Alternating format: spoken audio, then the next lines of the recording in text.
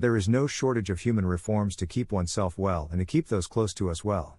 Every culture in this world has its own beliefs or reforms, and they are different. There are certain reforms or beliefs that are almost the same all over the world. And one such sanskar or superstition is the 7 deadly sins of the universe. The 1995 crime mystery movie has an IMDb rating of 8.6 out of 10. This movie stars great actors like Brad Pitt and Morgan Freeman. In the beginning of the movie, a detective named Somerset is shown.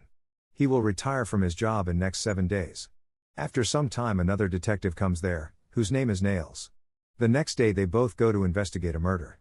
The man who was murdered had his face buried in a food dish and his legs were blocked. After investigating, these two came out from there. The two then go to the forensic lab where the forensic doctor says the man has been threatened and told to eat for 12 hours. Then when the man could not eat, someone hit his stomach which caused his organ to burst and bleed, and that's why the man died.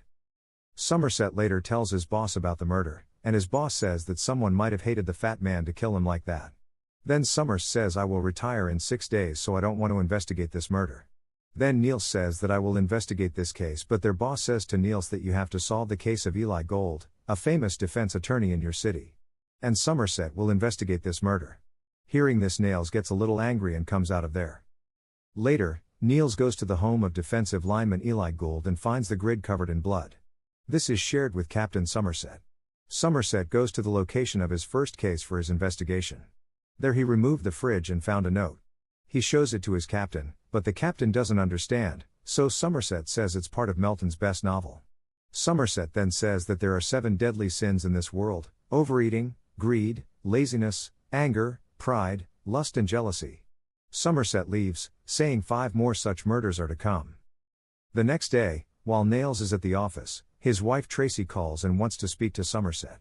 Tracy invites Somerset to dinner that night, and Somerset agrees. In fact, Tracy wanted to bridge the gap between Somerset and Niles. Later that night, Somerset goes to their house with Niles. Then Teresa asks Somerset, why aren't you married yet? He replied that those who spend more time with me don't like me, so I didn't get married. The two then discuss their case after Tracy falls asleep. Niles said a piece of flesh was cut from Eli Gould's stomach. And because of cutting this meat, he died due to bleeding from that place. Niles also says that the piece of meat was placed on a scale. Then Niles and Somerset discuss some of the books written about the 7 deadly sins. Niles says Eli Gould's wife might know something. So they both went to Eli Gould's wife's house without delay. And his wife started crying after seeing those pictures. Then Niles says you should look at all the pictures carefully, and if anything seems suspicious then tell us. Then one Eli Gould's wife showed a picture and said it was upside down, which was not the case. After hearing this, Niles and Somerset went back to Eli Gould's office, and began to observe the film carefully. Then they both see a fingerprint on the back of the photo. And on the back of the picture was written, "Help me." Then the captain says this fingerprint belongs to a defendant named Vector, but his lawyer got him out on bail. And the advocate of this Vector was Eli Gould. After hearing this, they think that Vector is the real culprit. After that, the police go to his house to arrest Vector, but there they can see that someone has killed Vector. And slots were written on the wall, and next to the dead body was a picture of Vector every day for a year. The picture shows that the Vector has been dying of dehydration for a year. A policeman approaches the body when the body moves and realizes that Vector is still alive. So they quickly brought the Vector to the hospital. The next day Tracy meets Somerset and says, I'm going to be a mother. But I don't want my child to be born and grow up in this crime-ridden city. Then Somerset says, I loved someone too, but when I found out she was pregnant then I got this fear like you. In the next scene we see Niles and Somerset at the police station having a discussion. Niles says the killer must be a human patient. Somerset, on the other hand, says Keeler is very calm and educated. And the killer is planning every kill perfectly. And most importantly, killer novels are patient. Because the Vector was given a drug continuously for a year and its antidote was also given. We then see Somerset and Niles come to check the library's records. He was checking the records to see if anyone had taken the book on the 7 deadly sins. Then came to know that a person named John Doe had taken this book. Then they both go to John Doe's house. After going there, someone started shooting at them. Then Niles started running after the man. At one point, they fight, but Niles can't see anything because Niles' eyes are hit and the man runs away from there. Then they go to search John Doe's house again. When Niles breaks down the door and enters, Somerset finds a diary containing the life story of John Doe. On the other hand, Niles sees as many pictures as he has killed. Somerset says we have already seen the killer, The killer is none other than the press reporter. A mobile in John Doe's room receives a call and Niles answers it. Then John Doe, when you know everything, I'll change all my murder schedules. Then Somerset and Niles find a picture of a girl and they suspect that she may be the one who killed John Doe. So they got the girl's address and went there. And can see that the door is written last. And the girl has been killed, someone is crying very scared next to the body. Then the bar manager and the man sitting next to the body were brought to Castore. Then the man was asked what happened here and the man said, I was forced to rape the girl.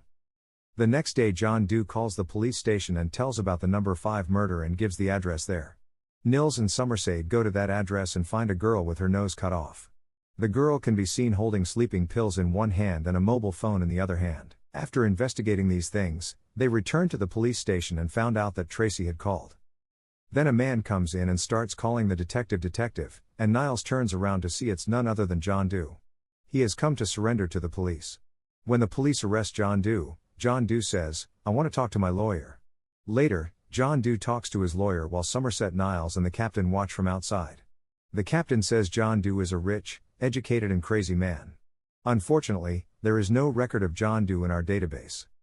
Then John Doe's lawyer comes out and says, John Doe has committed 2 more murders. And the body has hidden too. He will take Somerset and Niles there. No one can go there except these 2. And if you don't accept the conditions then you will never get those bodies. Even John Doe will call himself crazy if you don't accept this condition. Niles and Somerset then agree and put microphones on their bodies to accompany John Doe. So that the police can listen to all their conversations. Niles and Somerset continued to go to the same address as John Doe. On the other hand, the police helicopter was following them. Somerset asks John Doe, why did you kill every man like that? The answer is John Doe, because every person gets pleasure from doing something. And I enjoy torturing and killing people like this. Besides, I don't kill any good people, I kill sinners like this. Then Niles says you killed all common people. Then John Doe proceeds to tell every reason for his murder.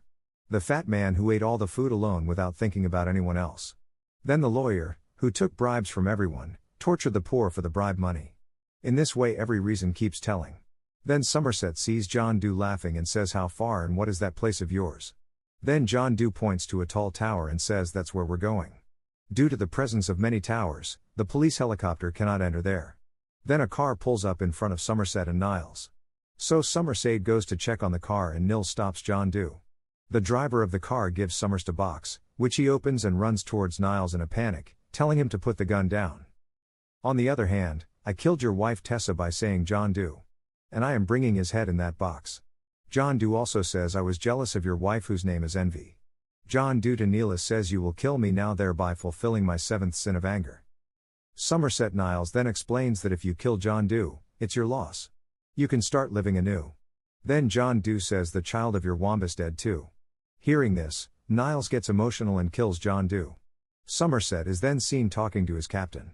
At the end of the movie, Somerset quotes a line from famous writer Ernest Heming, "This world is beautiful and we must fight to keep it beautiful." Please click subscribe and like button if you enjoyed this movie recap. Thank you.